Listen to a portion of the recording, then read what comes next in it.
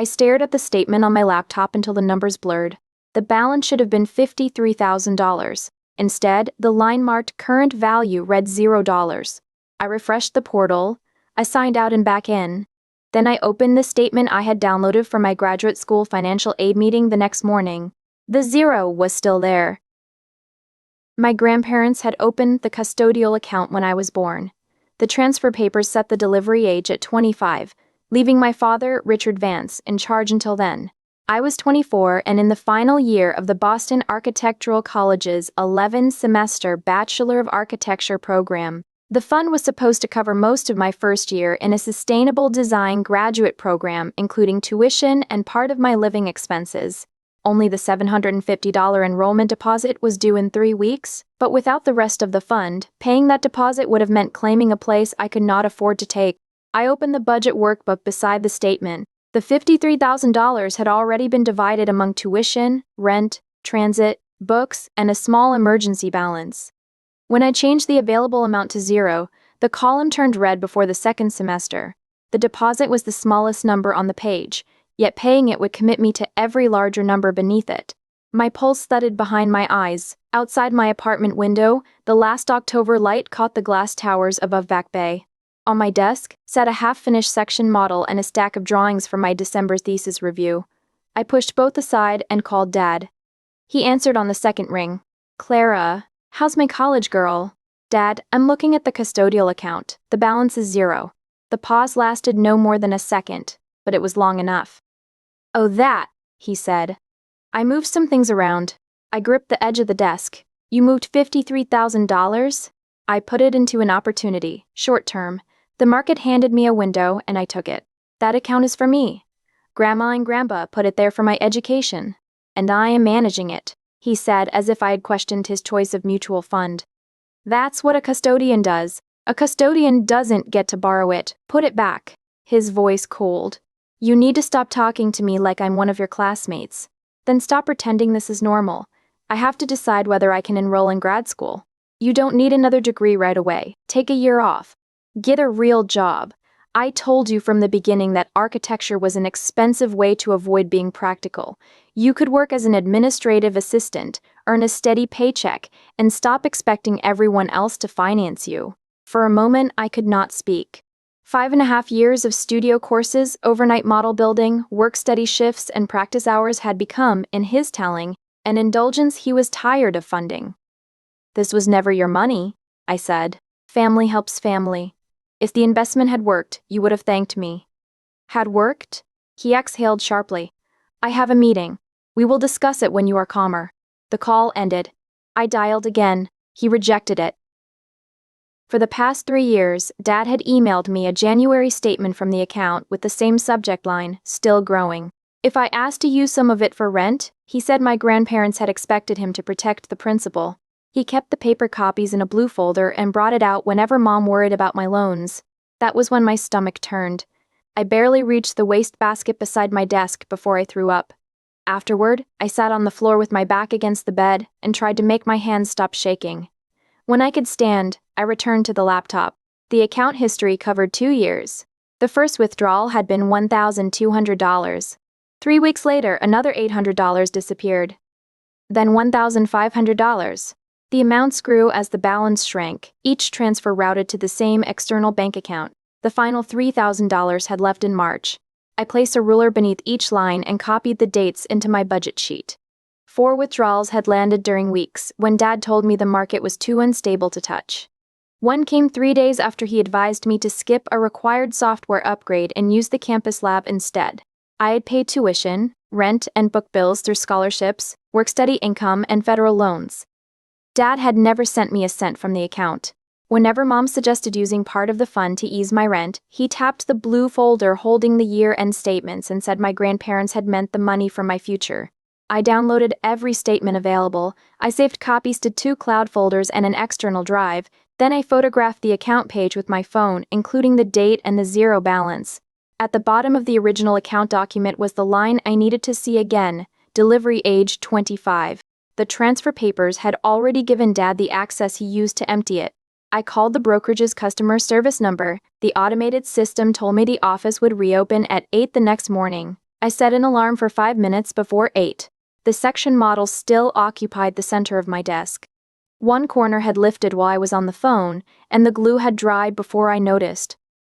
I set a book on top of it, then returned to the statements. Only then did I notice that I was still sitting beside the wastebasket. My hand still shook when I checked both cloud folders. The statements had finished uploading. At 8 the next morning, the brokerage confirmed my identity as the named beneficiary. The representative refused to discuss Dad's linked bank account. She confirmed the zero balance, the delivery age, and the dates of the withdrawals, then opened a formal complaint. I saved the complaint number. That afternoon, I boarded a Greyhound from Boston to Columbus. By the time the overnight bus pulled in shortly after 8 the following morning, my neck ached, my mouth tasted like bad station coffee, and I had slept perhaps 40 minutes. Mom replied to my text before I'd collected my suitcase. Lasagna tonight at 7, your favorite. I'll be home by 6:30. I took a rideshare to Reynoldsburg. The fare was just over $30, more than I wanted to spend. But after a night on the bus, I could not face two local connections with a suitcase and an architecture tube. Our colonial looked smaller than I remembered. The blue shutters had faded, but the hedges were clipped and the ceramic bird bath still stood beside the walk. Dad's silver Buick gleamed in the driveway. Mom opened the door in her Robertson's grocery polo, her purse already over one shoulder. She hugged me with one arm and held a travel mug in the other. I hate leaving as soon as you get here, she said. She had traded ships so she could be home for dinner.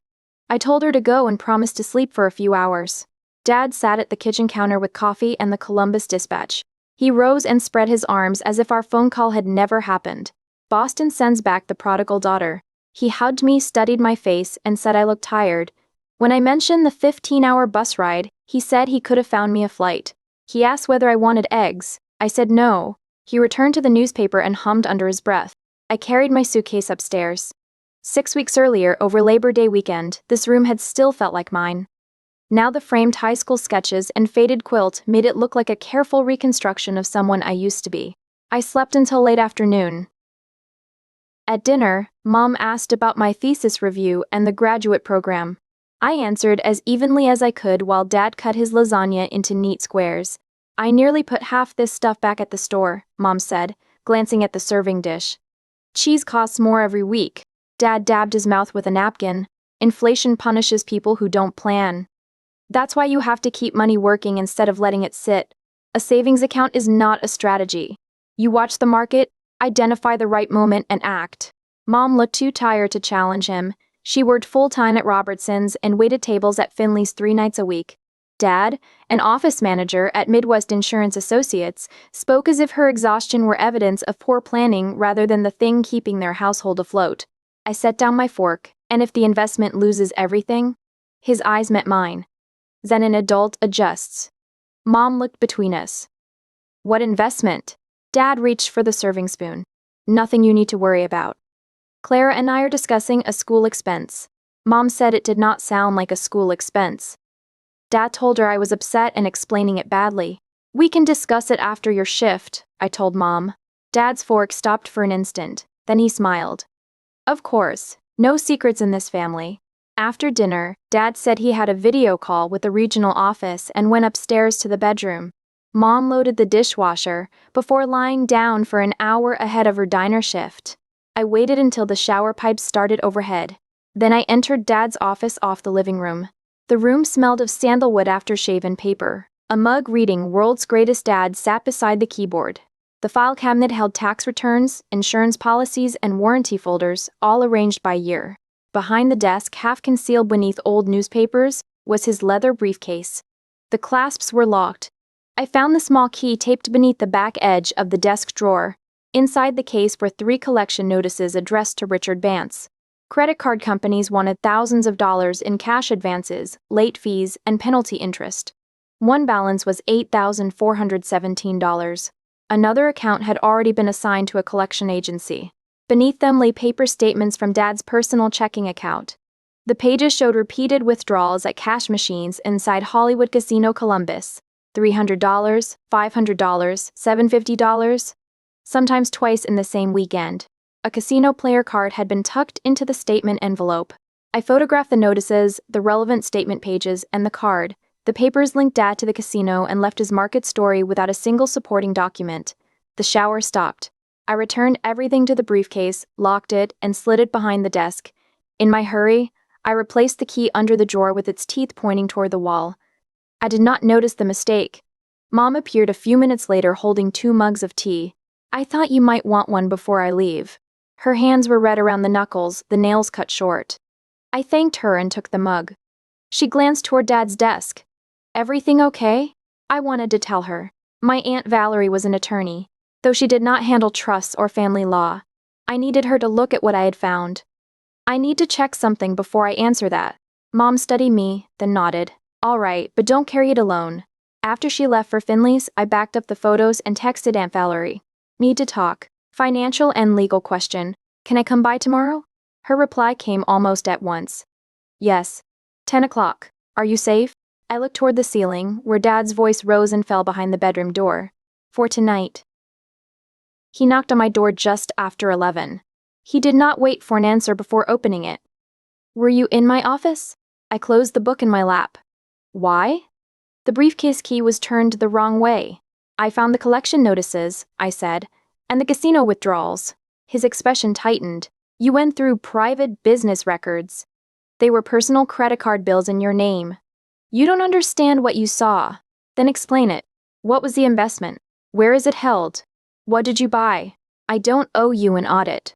"You do when you used my money." He stepped into the room and lowered his voice. "Keep your mother out of this. She worries and she does not understand finances. She understands working 2 jobs. Anger flashed across his face. "You are making a serious mistake." "The mistake was yours." For several seconds, neither of us moved. Then he backed into the hall and pulled the door shut. I locked it after him. The next morning, I left for Aunt Valerie's office with the complaint number and every statement I had downloaded. Valerie read the custodial account document twice. "Your grandparents chose 25 as the delivery age. Richard still controlled the account, and these withdrawals appear to violate its terms." When I asked if she could represent me, she shook her head. She handled employment cases, and this dispute required a lawyer who worked with custodial accounts. She slid a legal pad toward herself and wrote a name. "Marcus Thorne," she said. "He practices trust and estate litigation here in Columbus. I am calling him today." I said Dad would call it an investment. Valerie tapped the withdrawal column. "Then he can show Marcus where he put it." That evening, Mom sat across from me at Valerie's kitchen table. Between us lay the custodial statements, my complaint confirmation, and printouts of the photographs. She read the first collection notice. Then she read it again. "He told me the card was for business travel," she said. I pushed the custodial account statement toward her. "He took the whole account." Her face emptied. "No, he told me your grandparents' money was untouched. He said it was the one thing none of us ever had to worry about. I called him before I came. He admitted moving it. He claimed he invested it." Mom rose without speaking and left the kitchen. She returned 10 minutes later carrying a shoebox sealed with yellowed tape. Mom had kept pay stubs, tax forms, mortgage statements, and receipts for major repairs. Dad had kept the passwords, investment logins, and credit applications. He called that division efficient. She had called that division efficient. She had called it marriage. Inside were bank statements from the first years of her marriage. Several showed casino withdrawals. Others recorded cash advances she said she had never understood at the time. Mom removed the rubber bands in order and smoothed each statement against the table. On several pages, she had written the grocery total or the amount due on the electric bill in the margin. Dad's cash advances sat between those notes without explanation. "I thought he stopped before you were born," she said. "He promised me he had." Valerie arranged the pages by date. "These may explain the history, but Marcus will decide whether they are legally useful. The current account records are what matter first." Mom pressed both palms to the table. "What else haven't I looked at?" The answer began arriving over the next 48 hours. Marcus sent Dad a demand to preserve all financial records and return the $53,000. Dad responded with 3 voicemails. In the first, he called the demand a family misunderstanding. In the second, he said I had agreed to let him invest the money. In the third, recorded after midnight, he accused me of trying to humiliate him and reminded me that he had changed my diapers. I saved the messages in the same folder as the statements. His voice changed across them, moving from patient to injured to angry, while the amount he owed stayed fixed at the top of Marcus's letter. My cousin Chloe called the following afternoon. Your dad says you spent the college money yourself and blamed him when you couldn't pay your bills. He told me yesterday that he invested it. That is what I thought. She paused. I recorded the rest after he changed his story. Send it to your lawyer. I forwarded the recording to Marcus without posting it or sending it to anyone else. That night, Dad confronted Mom after her diner shift. I learned about it when she called me at 2 in the morning from the kitchen floor. He said Valerie had poisoned both of us, she told me. Her voice sounded scraped raw. He hit the table, not me. Then he packed a suitcase and left for an extended stay hotel because he said he would not sleep under the same roof as traitors. I asked if she was alone and whether the doors were locked. She said she was safe. After Dad left, she had found 3 nearly maxed out credit cards in her name that she had never opened. She had already called the card issuers round-the-clock fraud numbers. While we stayed on the phone, she froze her credit with Equifax, Experian, and TransUnion. Then she logged into the rollover retirement account she had built during 12 years at a supermarket chain that had later closed. The balance was almost gone. The transaction history showed distributions she did not recognize, routed through their joint checking account over 18 months. The company would reopen at 8. Mom had already submitted an online fraud report and taken screenshots. For a while, all I heard was her breathing. I took off my ring, she said at last. I don't feel free, I feel stupid. You worked 2 jobs, I said. He hid the statements. She placed the ring in the sugar bowl beside the stove and put the lid back on. It remained there while we talked through the rest of the night. The next morning, the retirement company opened an investigation. Valerie referred Mom to Sarah Jenkins, a Columbus divorce lawyer. Sarah filed the complaint and secured temporary limits on either spouse moving property. Mom redirected her paychecks, changed every password, and moved her phone service to an account Dad could not access.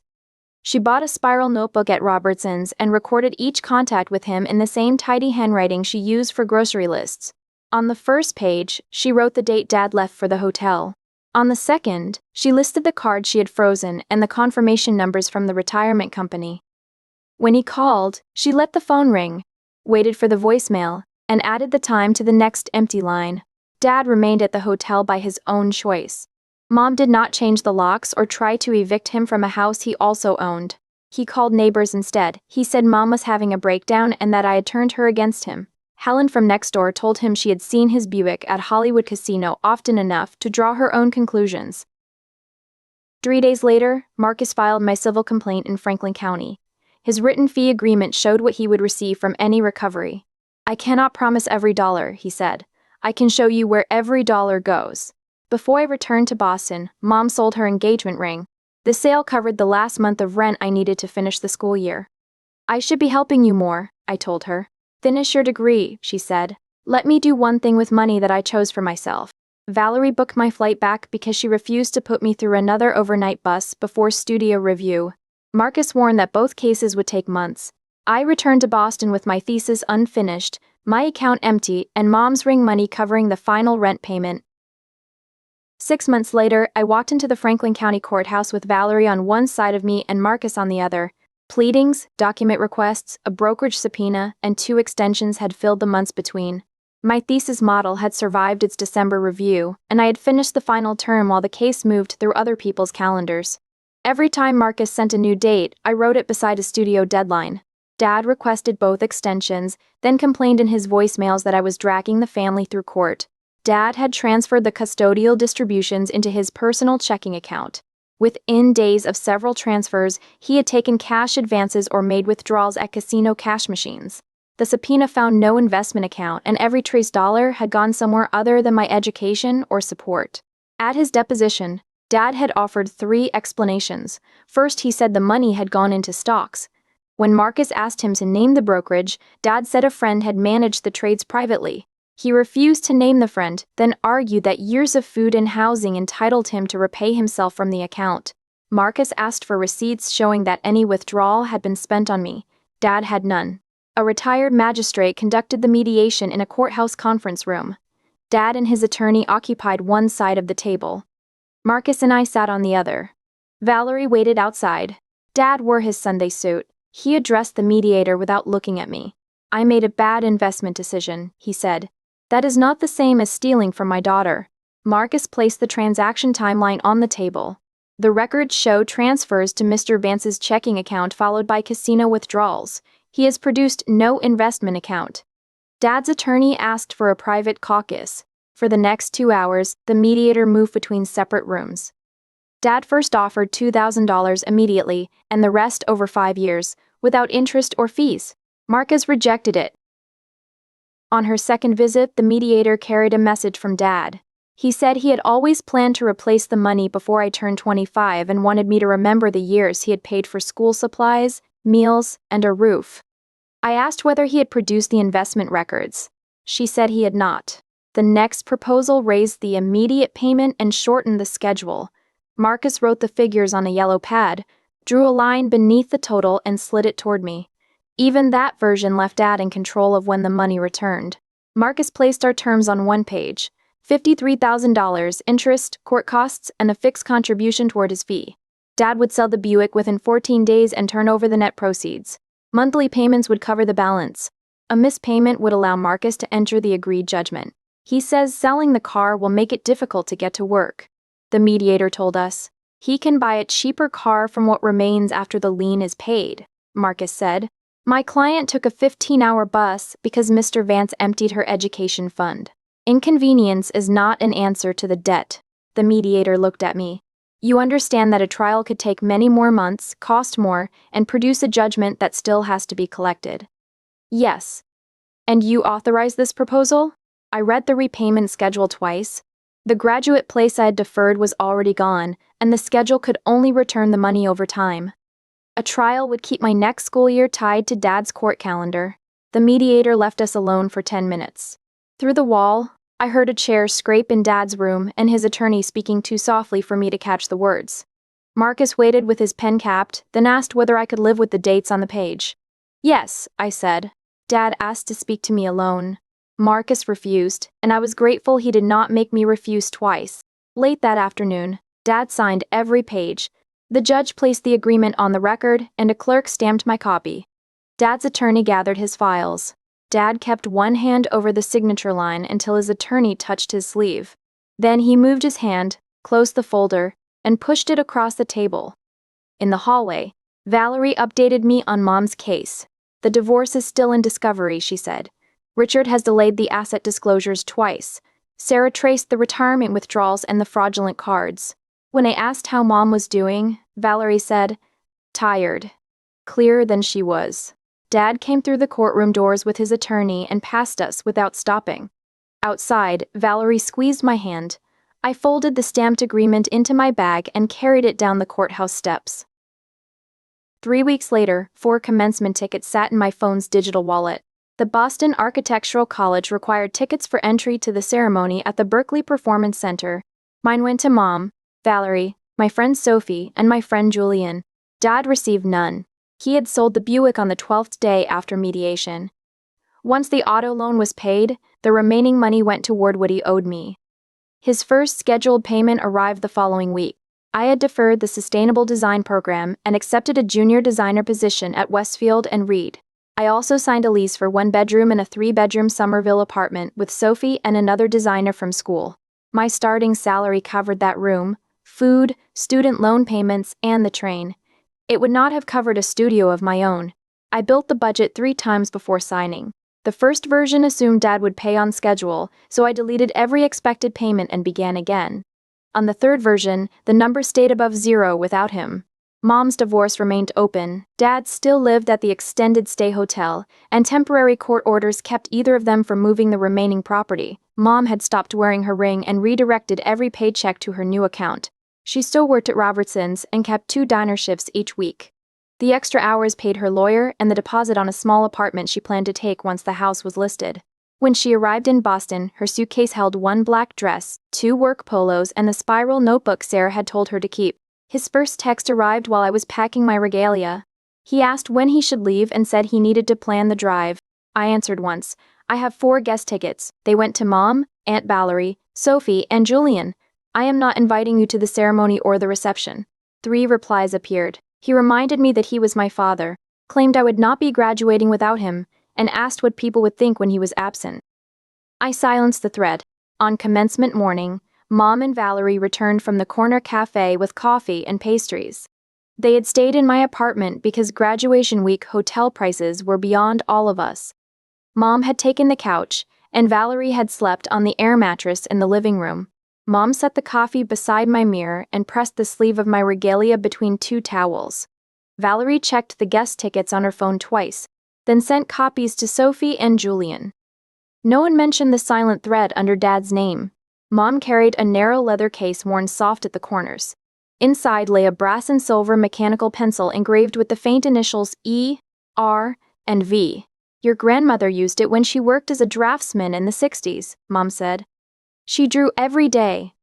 I should have told you sooner. She closed my hand around the pencil. She would have understood what this took. Sophie and Julian arrived with grocery store flowers and a chilled bottle of Prosecco for later. Julian handed me a card drawn like an architectural elevation. Across the top he had written, "The future." Beneath it, in smaller letters, he had added, "Occupancy permit pending."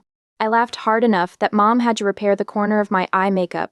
At 10, the graduates gathered outside 320 Newbury Street for the class photograph. We lined up for the procession and walked together toward the Berkeley Performance Center, our families moving ahead to their ticketed seats. I found Mom in the crowd before we turned onto Massachusetts Avenue. She held the mechanical pencil above her head so I could see it. I touched the pocket inside my regalia, and she lowered her hand. The ceremony lasted 2 hours. When my name was called, I crossed the stage with my grandmother's pencil tucked inside my regalia. I heard Mom before I saw her. Sophie and Julian joined in, and even Valerie, who considered public shouting undignified, stood and cheered.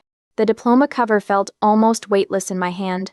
On the walk back to my seat, I saw Mom pressing both hands to her mouth. Valerie stood beside her while Sophie and Julian kept cheering. Afterward, we returned toward the college campus for a private reception. Families crowded the sidewalk with flowers, cameras, and garment bags. Mom was trying to arrange all 5 of us for a photograph when a voice behind me said my name.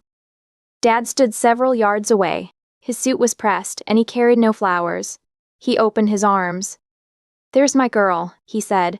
"I am proud of you." I stepped back. "You weren't invited." Then I turned and walked toward the reception entrance. "Clara," his voice sharpened behind me. "Your grandmother would be ashamed. You're treating your own father like a criminal." I kept walking. At the check-in table, a public safety officer moved in front of the door. "Sir, this is a ticketed event." "I'm her father. You cannot enter." The door closed behind me. Mom stood on my left for the photograph. Valerie took the other side, and Sophie and Julian leaned in behind us. I held the diploma cover in one hand and my grandmother's pencil in the other. The shutter clicked,